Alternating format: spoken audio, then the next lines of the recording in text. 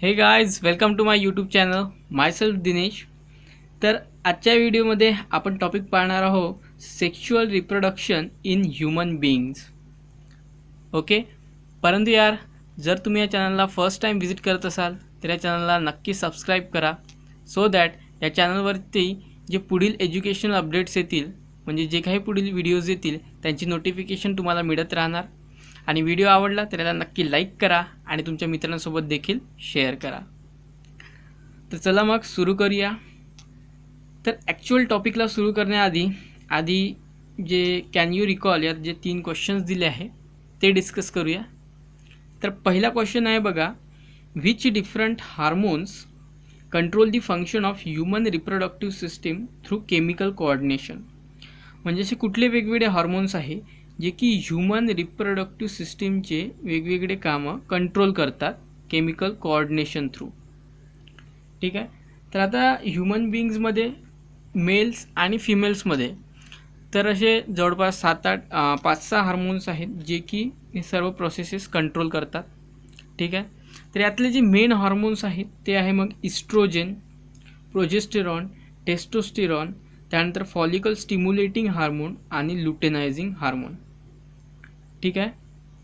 आता यातले काही मेल्समधले आहे आणि काही फिमेल्समधले आहे. त्यांच्याविषयी जसं आपण पुढे हा टॉपिक शिकू तेव्हा तुम्हाला लक्षात येणार की कुठले मेल्समधले आहे आणि कुठले फिमेल्समधले आहे. ठीक आहे. तर हे आहेत मग मेन हार्मोन्स जे की या सर्व ॲक्टिव्हिटीज कंट्रोल करतात ह्यूमन रिप्रोडक्टिव्ह सिस्टीममधल्या. ठीक आहे. नेक्स्ट क्वेश्चन आहे बघा, which hormones are responsible for changes in human body occurring during onset of sexual maturity. ठीक आहे. तर ह्यूमन बीइंग्समध्ये जेव्हा सेक्शुअल मॅच्युरिटी येते मेल्स आणि फिमेल्समध्ये, ओके, ज्याला आपण तारुण्य म्हणतो किंवा प्रौढावस्था. ओके, तर मग अशा सिच्युएशनमध्ये कुठले हार्मोन्स असतात जे की हे सर्व चेंजेस बॉडीमध्ये घडवून आणतात. ठीक आहे. तर मेल्समध्ये बघाल तर तो हार्मोन आहे मग टेस्टोस्टेरॉन. ठीक आहे. आणि फिमेल्समध्ये असतो इस्ट्रोजेन. तर हे हार्मोन्स जे आहे जेव्हा म्हणजे ती स्टेज येते जेव्हा आपण त्या पर्टिक्युलर वयाचे होतो, ठीक आहे, ह्यूमन्स मेल्स अँड फिमेल्स, तर त्यांच्यामध्ये मेल्समध्ये टेस्टोस्टेरॉन हार्मोन सिक्रेट होतो आणि फिमेल्समध्ये इस्ट्रोजेन, ज्याच्यामुळे मग त्यांच्यामध्ये सेक्शुअल मॅच्युरिटी येते आणि जे नेसेसरी चेंजेस आहे ते मग बॉडीमध्ये व्हायला सुरुवात होते.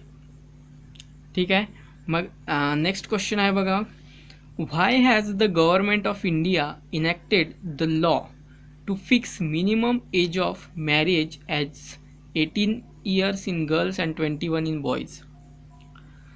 तर गव्हर्नमेंट ऑफ इंडियाने जी मॅरेजची जी ॲटलिस्ट एज आहे किंवा मिनिमम एज आहे लग्न करण्याची ती मुलींमध्ये 18 वर्ष तर मुलांमध्ये 21 वर्ष ठेवली आहे. का बरं?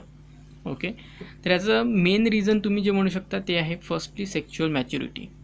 कारण ह्या वयाचे झाल्यानंतरच मुलांमध्ये आणि मुलींमध्ये, ओके, 18 आणि 21, तेव्हा त्यांच्यामध्ये फुल्ली ते सेक्शुअली मॅच्युअर होतात किंवा फुल्ली ज्याला आपण अडल्ट किंवा प्रौढ म्हणतो ती स्टेज येते. ओके, सो त्याला म्हणतात मग सेक्शुअल मॅच्युरिटी. ठीक आहे. आणखी काय इतर कारणं आहे तर ॲक्च्युली जेव्हा त्या वयाच्या मुली असतात, ठीक आहे, तर त्या मदर बनण्यासाठी, आई बनण्यासाठी त्या फुल्ली प्रिपेअर्ड नसतात. त्यामुळे ही मिनिमम एज आहे मॅरेजची. ठीक आहे, मुलींमध्ये. अगेन मुलांमध्ये बघाल तर mens also are not prepared to lead the family. ठीक आहे, मुलंसुद्धा त्यांची जी फॅमिली होणार नंतर पुढे, ठीक आहे, तर त्या फॅमिलीला लीड म्हणजे चांगल्या प्रकारे सांभाळसुद्धा करायला ते पूर्णतः तयार नसतात. बरोबर, कारण ते फायनान्शियलीसुद्धा स्टॅबिलिटी नसते त्यांच्याकडे, म्हणजे ज्याला पैसा म्हणतो. ठीक आहे, आता आजकाल तर सर्व पैशानेच होतं, राईट. सो मग पैसाच नसेल तर फॅमिलीसुद्धा कशी लीड करणार, ते चालवू शकणार. ठीक आहे. तर ह्या सर्व कारणांमुळे मग गर्ल्समध्ये मिनिमम एज आहे 18 आणि बॉईजमध्ये आहे 21. ठीक आहे, कारण या एजनंतर मग जवळपास त्यांचं शिक्षण जे आहे ते पूर्ण झालेलं असतं आणि त्यानंतर ते मग जे काही आपले उद्योग आहेत, ठीक आहे, कामाच्या वगैरे शोधात लागतात अँड देन मॅरेज. ठीक आहे. तर जसं की तुम्ही या आधीच्या चॅप्टरमध्ये आणि मागच्या वर्षी आय थिंक तुम्हाला हे माहिती आहे की मेल्समध्ये जे क्रोमोझोम्स असतात, ओके, सेक्स क्रोमोझोम्स, ते असतात एक्स अँड वाय. ठीक आहे. आणि तेच फिमेल्समध्ये जर बघाल तर त्यांच्यामध्ये असतात XX, बरोबर. जसं की मी आधीसुद्धा तुम्हाला सांगितले आहे की मेल्स किंवा फिमेल्समध्ये म्हणजे ह्युमन्समध्ये टोटल असतात आपल्याकडे 23 पेअर्सच्या क्रोमोझोम्सचे 2 सेट्स असतात, बरोबर. तर 23मध्ये ओके 2 सेट्स असतात आपल्याकडे 23 पेअर्सचे. त्यातले 22 जे आहे त्यात अदर जे फंक्शन्स आहेत त्यांच्यासाठी असणारे क्रोमोझोम्स असतात. आणि प्लस ह्यात एक असतो तो म्हणजे सेक्स क्रोमोझोम. ओके, मेलमध्ये असतो मग हा एक एक्स असतो आणि दुसरी जी पेअर आहे त्यातसुद्धा अगेन 22 प्लस एक वाय असतो. ठीक आहे. आणि फिमेल्समध्ये इथे एक्स आणि इथे सुद्धा एक्स असतो. ठीक आहे. तर याचं आपण डिटेल डिस्कशन पुढे करणारच आहोत. आता मेल्समध्ये जे आहे तर मेलमध्ये तुम्ही बघाल तर इथे जसेच क्रोमोझोम नंबर्स डिफरंट आहे तसेच यांच्यामध्ये जे जेनायटल ऑर्गन्स आहेत त्यांचं स्ट्रक्चर आणि फंक्शनिंगसुद्धा डिफरंट आहे. ओके, तर मेल आणि फिमेल यांची मग रिप्रोडक्टिव्ह सिस्टीम कशी आहे ते आता आपण डिस्कस करणार आहोत. ओके, सो आधी तर ह्युमन रिप्रोडक्टिव्ह सिस्टीम यातले वेगवेगळे जे पार्ट्स आहेत ते कुठले ते जाणून घेऊया. तर बघा, सर्वात आधी येतो मग हा युरिनरी ब्लॅडर, ज्याला मूत्राशय म्हणतात, ज्यात युरिन स्टोअर होते. ठीक आहे. आणि इथून बघाल तर हे जे तुम्हाला डक्ट्स दिसत आहे त्यातून बेसिकली युरिन येते आणि इथे ती युरिनरी ब्लॅडरमध्ये जमा होते. ठीक आहे. नेक्स्ट इथे बघाल तर ही आहे स्क्रोटम. ओके, पिशवी, ज्यात असतात टेस्टीज. ओके, ज्यात स्पर्म्स बनतात. कसं तर ते सुद्धा पाहू. आता इथे बघाल तर इथे असते ही कवरिंग असते टेस्टीजला, जिला म्हणतात इपिडिडायमिस. ओके, हे सर्व तुम्हाला लक्षात ठेवायचं आहे. ही डायग्रामसुद्धा तुम्हाला लक्षात ठेवायची आहे कारण हे एक्झाममध्ये येतं. ओके, सो ही आहे मग इपिडिडायमिस. आणि इथे बघा ही जी लॉंग तुम्हाला एक डग दिसत आहे जिला म्हणतात vasa deferens. Okay, vas deferens. तर ही मग जाते टेस्टीजपासून तर या युरिनरी ब्लॅडरच्या माउथकडे, म्हणजे इथे बघा. ओके, आणि इथे आहे मग एक सेमिनल वेसिकल आणि एक आहे प्रोस्टेट ग्लँड. ठीक आहे, ही आहे प्रोस्टेट ग्लँड. हे सेम स्ट्रक्चर तुम्हाला दुसऱ्या बाजूला सुद्धा दिसणार. ओके, इथे सुद्धा टेस्टीज आणि ही व्हॅस डिफरन्स. ठीक आहे, इथे सुद्धा सेमिनल वेसिकल आणि ही प्रोस्टेट ग्लँड. ठीक आहे. आणि इथून जर पुढे याल तर इथे पुन्हा एक आहे मग कॉपर्स ग्लँड. ठीक आहे. आणि देन आता ह्या झाल्या ग्लँड्स. आता इथे आहे मग ही एक युजॅक्युलेटरी डक्ट आणि ही आहे युरिनोजेनायटल डक्ट.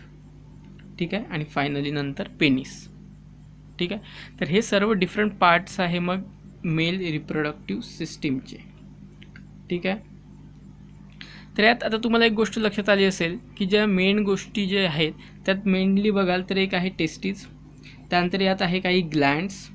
ओके, आणि काही डक्ट्स. आता ग्लँड्स म्हणजे काय, तर ग्लँड्स म्हणजे ज्यांना मराठीत आपण म्हणतो ग्रंथी, ज्यातून वेगवेगळे जे हॉर्मोन्स आहेत किंवा जे केमिकल्स आहेत ते बॉडीमध्ये सिक्रेट केले जातात. म्हणजे यांचं मेन काम काय आहे ग्लँड्सचं, तर बॉडीमध्ये डिफरंट केमिकल्स किंवा हॉर्मोन्स सिक्रेट करणे. ओके, आणि डक्ट्सचं काय काम आहे तर तेच केमिकल्स किंवा हॉर्मोन्स किंवा इतर कुठले जे लिक्विड्स आहे ते बॉडीमध्ये कॅरी करणे. ओके, म्हणजे त्यांना पाथ प्रोव्हाइड करतो, त्यांच्यामधून ते फ्लो होत असतात. ठीक आहे. तर आता इथला प्रत्येक पार्ट किंवा जी स्पर्म फॉर्मेशनची प्रोसेस आहे ते इजॅक्युलेशनपर्यंतची जी प्रोसेस आहे ती आता आपण डिस्कस करणार आहोत. आणि प्रत्येक पार्टचं काय काम आहे ते सुद्धा आता आपण इथे डिस्कस करणार आहोत. ठीक आहे. तर आता सुरुवात करूया मग टेस्टीजपासून, जिथे की सर्वात आधी स्पर्म्स बनणार.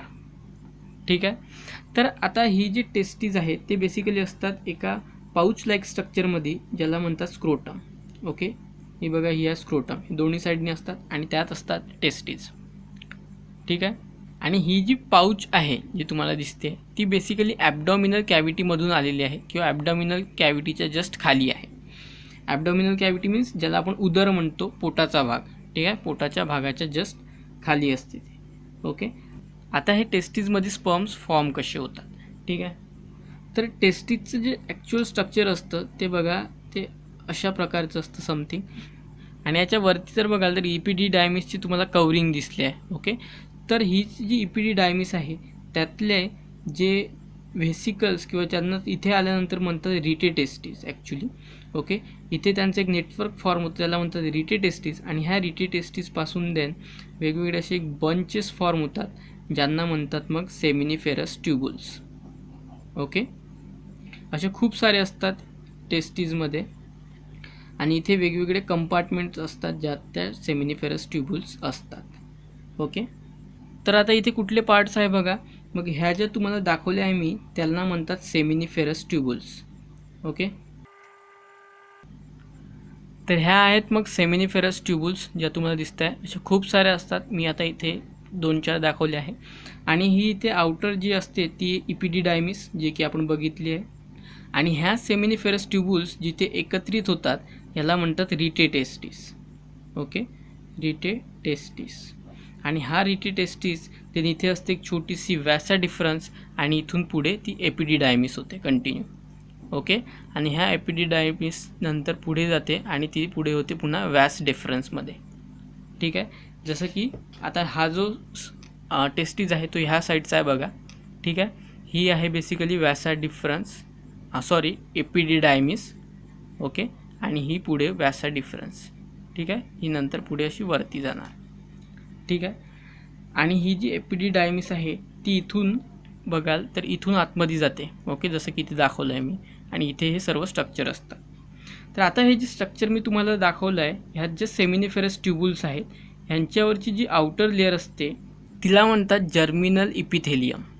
ओके, तर हे जी जर्मिनल इपिथेलियमवरचे जे सेल्स असतात त्यांच्यापासून फॉर्म होतात स्पर्म्स. ओके, तर स्पर्म्स कुठे फॉर्म होतात मग टेस्टीजमध्ये. टेस्टीजमध्ये कुठे तर रिटे टेस्टीजपासून निघालेल्या सेमिनिफेरस ट्यूबुल्समध्ये.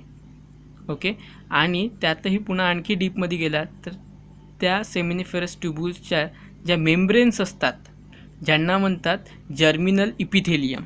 ओके, त्यांना म्हणतात जर्मिनल इपिथेलियम. ओके, तर हे जे जर्मिनल इपिथेलियम आहे त्यांचे जे सेल्स असतात ते डिवाईड होतात मिओसिसनी.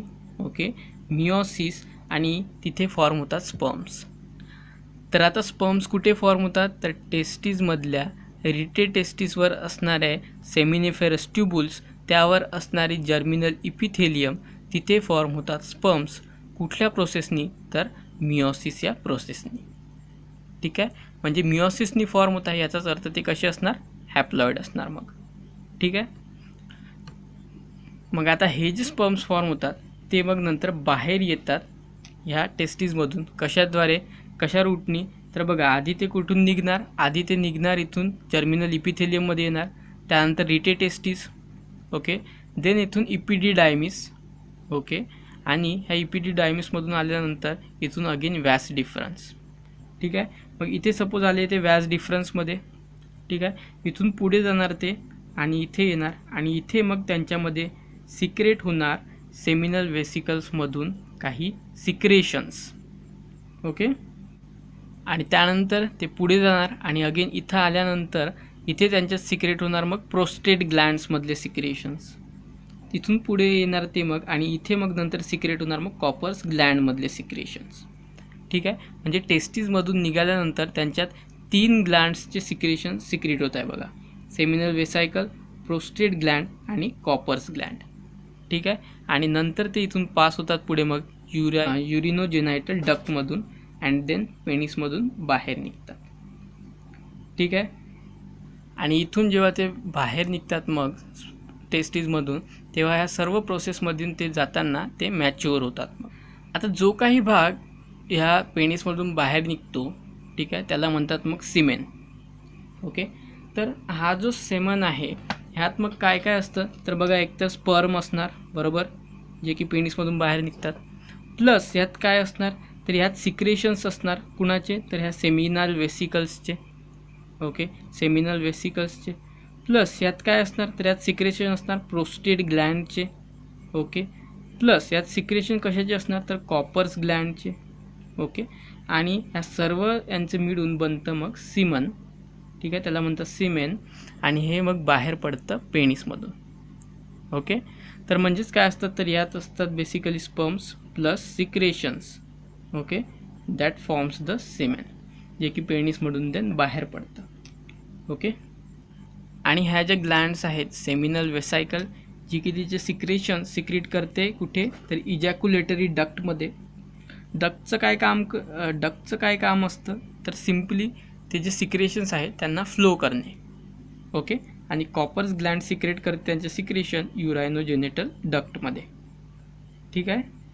आणि हे सर्व सिक्रेशन्स प्लस स्पर्म्स हे बाहेर पडतात पेनिसमधून इन द फॉर्म ऑफ सीमन.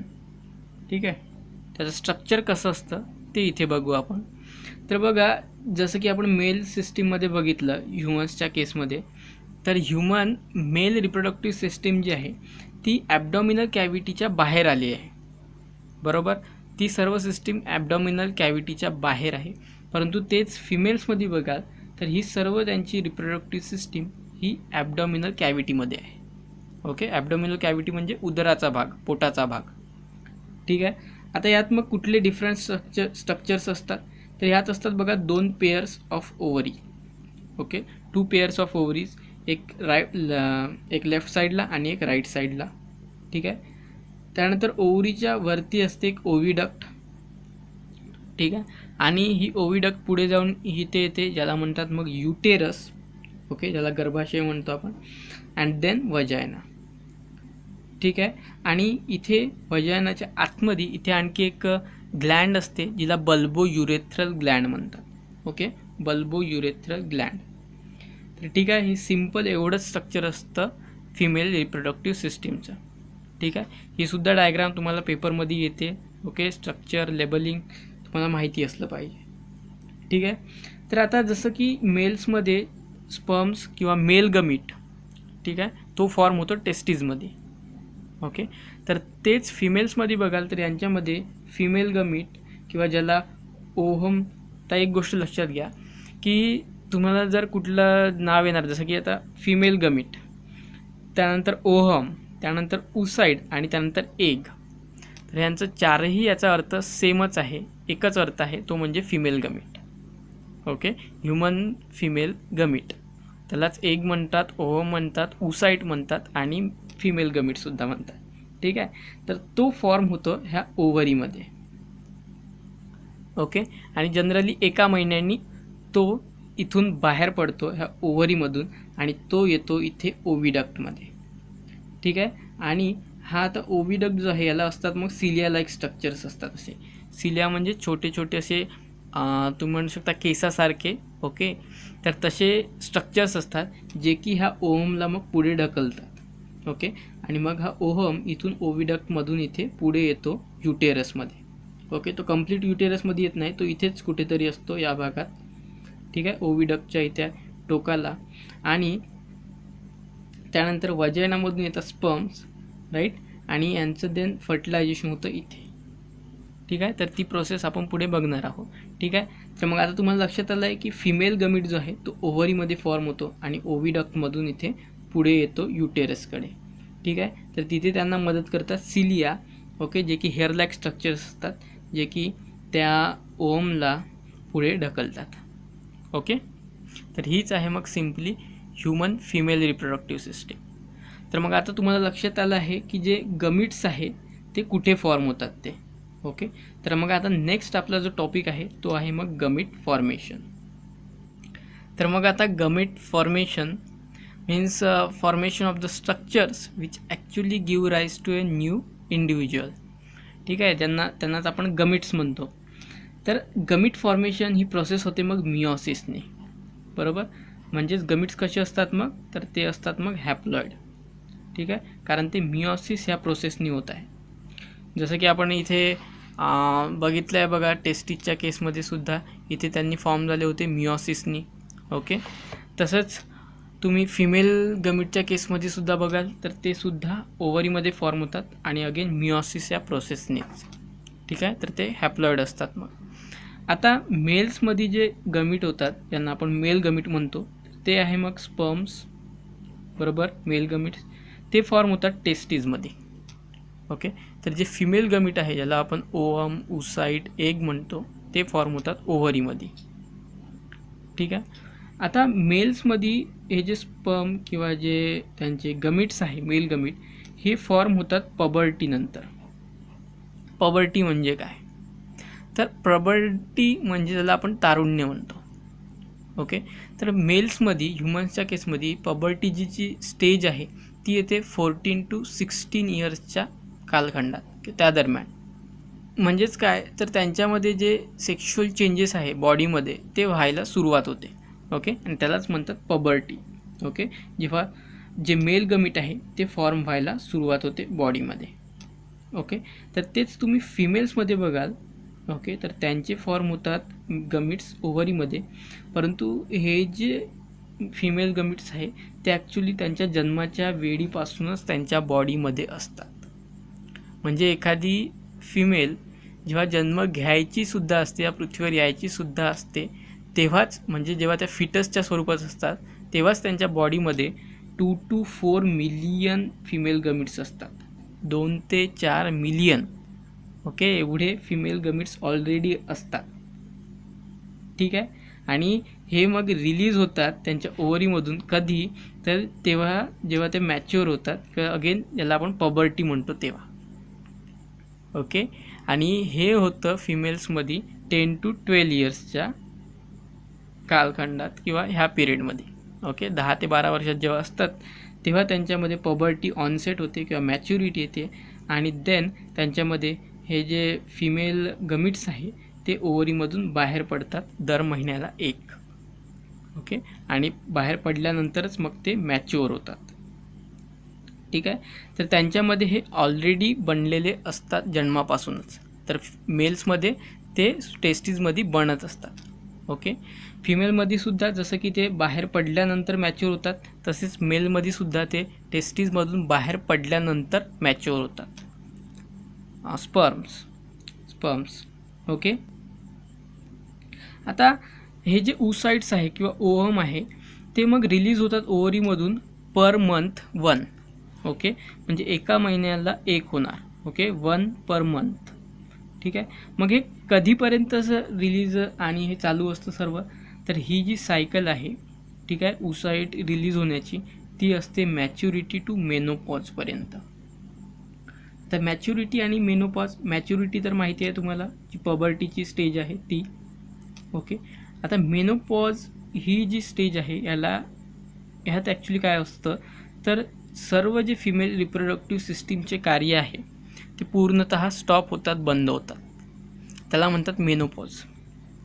म्हणजेच काय, तर त्यांच्यामध्ये आता जे ओव्हम आहे ते मॅच्युअर व्हायचे आणि ओव्हरीमधून निघायचे, तर ही प्रोसेस होणार नाही. जे सिक्रेशन्स व्हायचे ते सुद्धा होणार नाही. जे हॉर्मोन्स रिलीज व्हायचे ते सुद्धा होणार नाही. म्हणजे पूर्णतः फिमेल रिप्रोडक्टिव्ह सिस्टीम स्टॉप होणार, बंद होणार. तर त्याला म्हणतात मग मेनोपॉज. ठीक आहे, म्हणजे याच्या पुढे एखादी स्त्री ही आई बनू शकणार नाही. ओके, तर हे होतं 40 to 50 इयर्सच्या पिरियडमध्ये. ठीक आहे, तर ह्या पिरियडला म्हणतात मग मेनोपॉज. तर oocyte जे आहे ते मॅच्युरिटी टू मेनोपॉज ह्याच पिरियडमध्ये फक्त ओव्हरीतून रिलीज होतात. ओके, परंतु मेलमध्ये बघाल तर मेलमध्ये जे स्पर्म्स आहेत किंवा मेल गमिट्स आहे ते प्रॉबर्टी टू त्यांच्या डेथपर्यंत रिलीज होत असतात. ठीक आहे, म्हणजे प्रॉबर्टी जेव्हा ऑनसेट होते तेव्हापासून तर मेल्स मरेपर्यंत त्यांच्यामध्ये मेल गमिट्स फॉर्म होत असतात. ठीक आहे, परंतु फिमेल्समध्ये मॅच्युरिटी टू मेनोपॉज. ठीक आहे, आणि 1 पर मंथ, एका महिन्याला एक. ओके, तर मग हे होतं गमेट फॉर्मेशन. कसे होतात गमेट्स आणि कुठल्या स्टेप्स, काय प्रोसेसेस आहेत ते सर्व आता आपण ते पूर्णपणे डिस्कस केलं आहे. ओके, मग आता फर्टिलायझेशन ही प्रोसेस कशी होते. Okay, so fertilization means simply fusion किंवा union of male gamete and female gamete to form a diploid zygote. ठीक आहे, सो इथे सुद्धा मग आता जो आपला मेल गमीट आहे तो आहे स्पर्म, आणि जो फिमेल गमीट आहे तो आहे मग ओव्हम किंवा oocyte.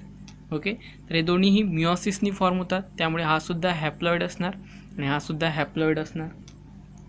बरोबर, आणि त्यांचं फ्युजन किंवा युनियन होऊन फॉर्म होणार जायगोट, जो की डिप्लॉइड असणार. ओके, त्याला सिम्पली म्हणतात मग फर्टिलायझेशन.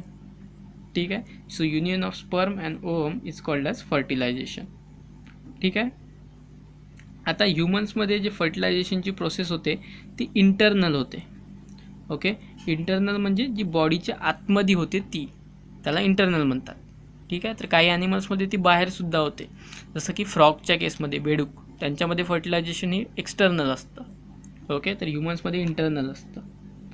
मग आता होतं काय यात नेमकं, तर जो सिमेन आहे जो की पेनिसमधून इजॅक्युलेट होतो, बाहेर पडतो. ओके, तर जेव्हा कॉप्युलेशन किंवा इंटरकोर्स होतो, शब्दांचे अर्थ तुम्हाला माहिती आहे बेटर, आय नो. ठीक आहे. सो इंटरकोर्स किंवा कॉप्युलेशनच्या वेळी जे सिमेन आहे ते वजायनामध्ये रिलीज होतं किंवा इजॅक्युलेट होतं. ठीक आहे. आणि एका सिमेनमध्ये जर बघाल तुम्ही तर त्यात मिलियन्स ऑफ स्पर्म्स असतात. ओके, एका इजॅक्युलेशनच्या वेळी. ओके, सो एका इजॅक्युलेशनमध्ये मिलियन्स ऑफ स्पर्म्स असतात. ओके, मिलियन्स ऑफ स्पर्म्स असतात. मग हे स्पर्म्स कुठल्या ट्रॅकनी म्हणजे किंवा कसे जातात, तर आधी वजायना, बरोबर, and then uterus and then ओव्हिडक्टमध्ये जातात. ठीक आहे. आणि ओव्हिडक्टमध्ये तुम्ही बघितलं असेल की तिकडून सुद्धा oocyte येत असतो. ठीक आहे. तर इकडून सुद्धा स्पर्म जातात आणि तिकडून oocyte येतात आणि देन त्यांचं होतं फ्युजन. आता हे जे मिलियन्स ऑफ स्पर्म्स आहेत त्यातला फक्त एक स्पर्म एका oocyte बरोबर फ्यूज होणार किंवा युनियन होणार आणि त्यांच्यापासून झायगोट फॉर्म होणार. ठीक आहे. Only one sperm fertilizes the ovum. Okay, ठीक आहे. आणि ovum is release every month, प्रत्येक महिन्याला एक ओवम रिलीज होतो. ठीक आहे, ते पाहिलं आहे आपण ते. मग आता फर्टिलायझेशन कसं होतं, तर स्पर्म्स येतात सिमेनमधून. ठीक आहे. जेव्हा कॉप्युलेशन होतं तेव्हा ते वजायना, तिथून युटेरस आणि तिथून ओव्हिडक्टमध्ये जातात. तिकडनं oocyte येतो आणि त्यांचं फ्युजन होतं. एक स्पर्म एकाच oocyteला फ्यूज होतो किंवा युनियन होतं त्यांचं. ठीक आहे. मिलियन्स ऑफ स्पर्म्स असतात परंतु त्यातला केवळ एक. ठीक आहे. आता बघा, जसं की मी तुम्हाला सांगितलं आहे की ओवम जो आहे तो रिलीज होतो प्रत्येक मंथला एक, is release every month. Okay, किती, तर 1. आता जसं आधी तुम्हाला मी सांगितलं आहे की जो फिमेल्समध्ये जो रिप्रोडक्टिव्ह सिस्टीमचा जो युज्युअल वर्किंग पिरियड असतो तो असतो पबर्टी टू मेनोपॉज. ठीक आहे. तर तो जनरली तुम्ही बघाल तर 10 ते 45 वर्ष या दरम्यानचा जनरली असतो. ठीक आहे. त्यात काही 1-2 वर्ष मागे पुढे सुद्धा असू शकतात. प्रत्येक महिन्याला एक, यानुसार जर तुम्ही 12 महिने बघाल म्हणजे 1 वर्ष, तर यात टोटल होणार मग 12 oocytes रिलीज. बरोबर, किती, तर एका इयरमध्ये. बरोबर. मग आता 10 to 45 जर बघितले तर किती होतात वर्ष, तर होतात ऑब्वियसली 35 इयर्स. ओके, तर मग एका वर्षाला 12, तर मग 35 इयर्सला किती होणार, 420 होणार जवळपास. ठीक आहे. म्हणजेच नियरली किंवा ॲप्रॉक्सिमेटली तुम्ही म्हणू शकता की 400 oocytes. ठीक आहे. कारण इथे सुद्धा अगेन इयर्स फ्लक्च्युएट होतात, कमी जास्त होऊ शकतात. सो जवळजवळ आपण पकडू की 400 oocytes जे आहे ते फिमेलमध्ये त्यांच्या पूर्ण लाईफस्पॅनमध्ये रिलीज होतात. ठीक आहे. एका वर्षाला 12, तर तेच 35 वर्षाला मग जवळपास 420 होतात. तर अंदाजे आपण जवळपास 400 घेतले आहे. म्हणजे पबर्टी टू मेनोपॉज ह्या दरम्यान फिमेलच्या लाईफमध्ये टोटल 400, ओके, कमी जास्त असू शकतात. तर जवळपास 400 oocytes हे रिलीज होतात आणि जे बाकीचे वाचतात मग, कारण त्यांच्याकडे किती 2 to 4 मिलियन. ओके, तर फक्त 400 त्यातले रिलीज होतात आणि बाकीचे सर्व मग डिजनरेट होतात, म्हणजे नष्ट होतात मग. ठीक आहे. तर तेच मेल्समध्ये बघाल तर त्यांच्यामध्ये पबर्टी टू डेथपर्यंत रिलीज होत असतात स्पर्म्स, म्हणजे फॉर्म होत असतात स्पर्म्स. ठीक आहे. ती प्रोसेस थांबत नाही, ती कंटिन्यू होत असते. ओके, तर इथे तुम्हाला एक फर्टिलायझेशनची पिक्चर दिली आहे बघा. तर हा बघा, हा आहे oocyte, हा जो मोठा आहे हा oocyte आहे. oocyte एकच रिलीज होतो, बरोबर. तर हा मोठा एक oocyte आहे जो की स्पर्मच्या कंपॅरिझनमध्ये खूप मोठा असतो साईजमध्ये. आणि हे जे छोटे छोटे तुम्हाला दिसत आहे ते सर्व स्पर्म्स आहेत. ओके, तर एका oocyteवर बघा किती साऱ्या स्पर्म्सनी अटॅक केला आहे, बरोबर. कारण स्पर्म्ससुद्धा मिलियन्समध्ये रिलीज होतात एका सिमेनमध्ये. ओके, आणि ह्या मग हे सर्व जे स्पर्म्स आहेत त्यातले काही वाचतात आणि काही मरण पावतात. ठीक आहे, काहीच मॅच्युअर होतात फुल्ली आणि काही मरण पावतात. आणि हे जे मॅच्युअर झालेले आहे ते सर्व मग एका उसाईटवर अटॅक करतात आणि यातला फक्त एकच स्पर्म ही उसाईटची मेम्ब्रेन ब्रेक करून आतमध्ये उसाईटमध्ये जो न्यूक्लियस असतो त्याबरोबर फ्यूज होतो आणि जायगोट फॉर्म होतो. तर इथे एक तुम्हाला एक इन्फॉर्मेशन दिली आहे बघा, की जे उसाईट्स जेव्हा एखादी फिमेल ही मेनोपॉजच्या जवळ असते, मेनोपॉज स्टेजच्या म्हणजे जवळपास 40 to 50 इयर्सची असते, तेव्हा जर सपोज एखादा उसाईट रिलीज होत असेल आणि त्याच्यासोबत जर एखाद्या स्पर्मचं फ्युजन होत असेल, तर ॲक्च्युली काय होतं की तेव्हा जे उसाईट्स रिलीज होतात त्यांच्यामधली डिव्हिजनची ॲबिलिटी लॉस्ट होऊन असते. म्हणजे त्यांच्यात डिव्हिजन होण्याची ॲबिलिटी नसते किंवा ती खूप कमी असते. ओके, त्यामुळे ते त्यांच्यामध्ये मिओटिक डिव्हिजनसुद्धा प्रॉपरली होऊ शकत नाही. ओके, आणि असे जर उसाईट मग फर्टिलायझेशन झालं किंवा त्यांच्यासोबत फ्युजन झालं स्पर्मचं, तर मग त्यांच्यामध्ये खूप साऱ्या ॲबनॉर्मॅलिटीज म्हणजे ज्याला आपण आजार म्हणू ते असतात. जसं की त्यातला एक आहे बघा डाऊन सिंड्रोम, आणखी खूप सारे असू शकतात. ओके, त्यामुळे जनरली ज्या फिमेल्स 40 to 50 इयर्सच्या असतात त्या जनरली आई होत नाही. ओके, मदर होत नाहीत. ठीक आहे. सो हा जो टॉपिक आहे हा आहे तुमच्या टेक्स्टबुकमधला डू यू नो एक बॉक्स दिला आहे त्यातला आहे. तर जसं की मी तुम्हाला आधी सांगितलं आहे बघा की ह्युमन्स जे आहे ते आहे डिप्लॉईड. ओके, म्हणजे त्यांच्याकडे 2n. ओके, म्हणजे number of sets of chromosomes हे 2 आहे. ओके, एका सेटमध्ये आहे 23 क्रोमोझोम्स आणि दुसऱ्या सेटमध्ये आहे 23 क्रोमोझोम्स. ओके, म्हणजे हा एक हॅप्लॉईड आहे, एक सेट ऑफ क्रोमोझोम, आणि हा सुद्धा एक हॅप्लॉईड आहे, एक सेट ऑफ क्रोमोझोम. आणि एका सेलमध्ये असतात डिप्लॉईड म्हणजे 2 सेट्स असतात. म्हणजे किती क्रोमोझोम्स, तर टोटल 46. ठीक आहे, ज्याला आपण डिप्लॉईड किंवा 2n ने रिप्रेझेंट करतो. तर आता हे जे क्रोमोझोम्स आहेत ह्यात असतात मग 22 प्लस एक असतो सेक्स क्रोमोझोम. ओके, अशा प्रकारे यांची एक विभागणी झाली असते. कारण हे जे बाकीचे जे क्रोमोझोम्स असतात त्यांच्याकडे बाकी जे इतर फंक्शन्स आहे बॉडीचे किंवा जे कॅरेक्टर्स आहे ते सर्व इन्फॉर्मेशन यांच्याकडे असते ह्या बाकी इतर 22 पेअर्स ऑफ क्रोमोझोम्समध्ये. ओके, तर यांना म्हणतात मग ऑटोझोम्स. ओके, ज्यांच्याकडे अदर इन्फॉर्मेशन असते. आणि एक पेअर असते क्रोमोझोम्सची त्याला म्हणतात मग सेक्स क्रोमोझोम, ज्यांच्यामध्ये मग जे इतर रिप्रोडक्शनशी रिलेटेड जी इन्फॉर्मेशन आहे ती असते. ओके, म्हणजे बेसिकली गमिट्स रिलेटेड इन्फॉर्मेशन त्यांच्यामध्ये असते. ओके, आणि हे गमिट्ससुद्धा एक पॅटर्नल आणि एक मॅटर्नल असतो. ओके, म्हणजे सेट्स ऑफ क्रोमोझोम एक पॅटर्नल आणि एक मॅटर्नल असतो.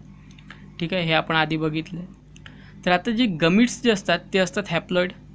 ठीक आहे, हे आपल्याला माहिती आहे. म्हणजे मग मेल्समध्ये जे स्पर्म्स असणार ते ॲक्च्युली हॅप्लॉईड असणार, कारण जे गमिट्स फॉर्म होतात ते मिओसिसनी फॉर्म होतात. ठीक आहे, त्यामुळे फक्त सिंगल सेट ऑफ क्रोमोझोम. ठीक आहे, हॅप्लॉईड नंबर ऑफ क्रोमोझोम्स असणार. म्हणजेच काय तर 23 क्रोमोझोम्स असणार. ठीक आहे, एका स्पर्मकडे.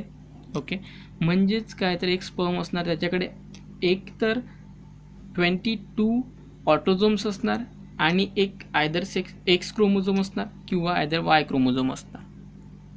ठीक आहे, कारण याआधी आपण बघितलं आहे मेलमध्ये जे सेक्स क्रोमोझोम्स असतात ते असतात एक्स आणि वाय. ओके, तर आयदर मग इथे जे गमिट्स असणार त्यामध्ये जे सेक्स क्रोमोझोम असणार तो 22 प्लस एक्स असणार. ठीक आहे, म्हणजे टोटल 23 किंवा 22 प्लस वाय असणार. ओके, टोटल 23 अशा प्रकारे गमिट्स असणार.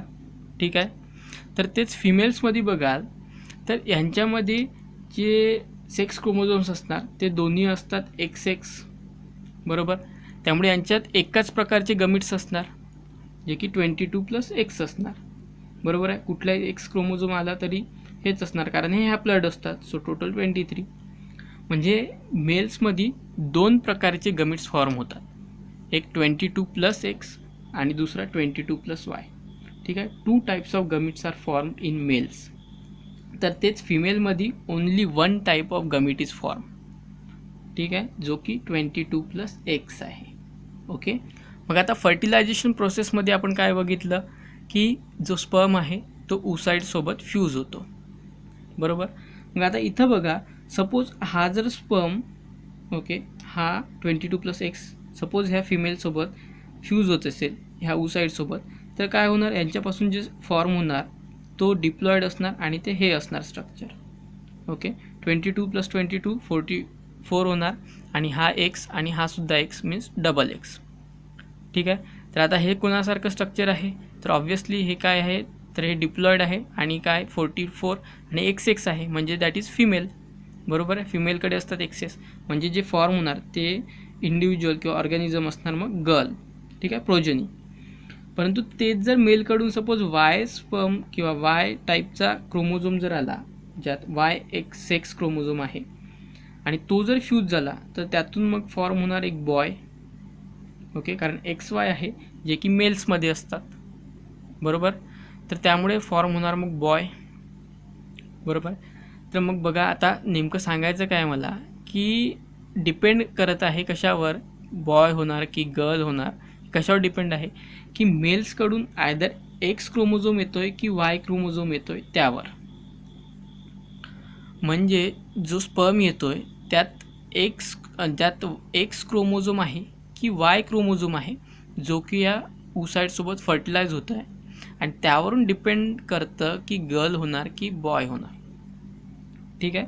जसं की आपण करंट सिच्युएशनमध्ये बघतो की एखाद्या स्त्रीला दोषी मानलं जातं का, तर मुलगी झाली म्हणून.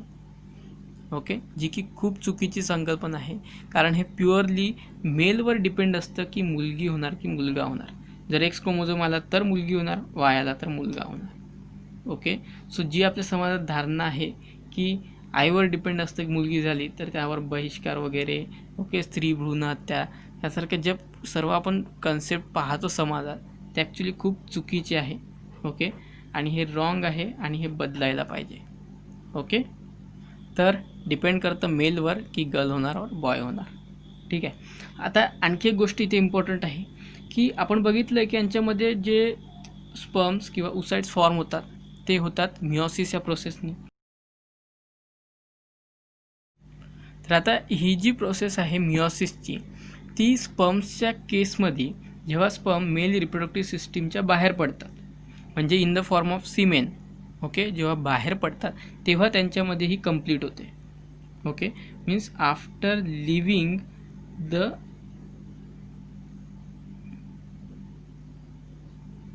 reproductive tract. Okay, after leaving the reproductive tract meiosis is completed in males. Okay, तर तेच जर फिमेल्समध्ये बघाल तर ही जी मिओसिक किंवा जी oocyte फॉर्म होतात मिओटिक प्रोसेसनी, तर ही कंप्लीट कधी होते, जेव्हा फर्टिलायझेशन होतं तेव्हा.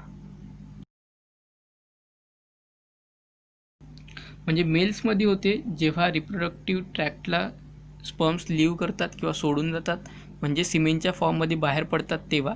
तर तेच फिमेल्समध्ये जेव्हा फर्टिलायझेशन होतं तेव्हा मिओसिस ही कंप्लीट होते. ओके, आणि आता लास्ट टॉपिक आहे या व्हिडिओमधला, डेव्हलपमेंट अँड बर्थ. तर आता गमेट्स कसे फॉर्म होतात, त्यांचं फर्टिलायझेशन कसं होतं, ओके, आणि त्यानंतर झायगोट कसं होतं, हे सर्व प्रोसेसेस आपण बघितले आहे. तर रिप्रोडक्शनचा मेन एम काय आहे, तर एखाद्या इंडिव्हिज्युअलपासून दुसरा त्याच्यासारखाच दिसणारा इंडिव्हिज्युअल किंवा ऑर्गॅनिझम फॉर्म होणे, दॅट इज द रिप्रोडक्शन. ठीक आहे. सेक्शुअल याचा अर्थ दोन वेगवेगळे सेक्स पार्टनर असणार, एक मेल आणि एक फिमेल. ठीक आहे. मग आता फर्टिलायझेशन सर्व झालं आहे, आता फॉर्म होणार नवीन ऑर्गॅनिझम. ठीक आहे. तर मग डेव्हलपमेंट कशी होते आणि बर्थ कशी होते ते आता आपण इथे पाहणार आहोत. ओके, तर जसं की आता पाहिलं आहे की आपल्याकडे आता झायगोट फॉर्म झालेला आहे, बरोबर. मग आता हा जो झायगोट आहे ह्यात मग होतात कंटिन्युअस मायटॉसिस डिव्हिजन्स. ठीक आहे. मायटॉसिसमध्ये काय होतं, तर एका सेलपासून 2 सेल्स फॉर्म होतात. ठीक आहे. आणि नंतर ते पुढे 2पासून 4, 4चे 8 अशा प्रकारे पुढे कंप्लीट होते प्रोसेस. तर इथे सुद्धा जो झायगोट होतो तो डिप्लॉयड असतो आणि त्यात मायटॉसिस प्रोसेस होऊन खूप सारे सेल्स बनून मग फॉर्म होतो एम्ब्रिओ. ओके, जो की असा दिसतो बघा. ओके, खूप स्मॉल. ठीक आहे, तो असतो एम्ब्रिओ.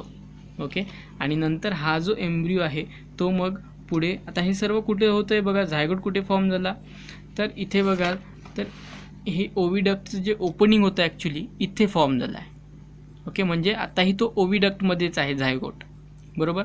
मग आता हा जो झायगोट जो की आता एम्ब्रिओमध्ये बदलला आहे, तो आता पुढे येतो कुठे, तर युटेरसमध्ये, ज्याला वॉम्ब म्हणजे गर्भाशय म्हणतात. ओके, तर इथे येणार आता तो, आणि इथे आल्यानंतर मग त्याचं होणार तिथे इम्प्लांटेशन.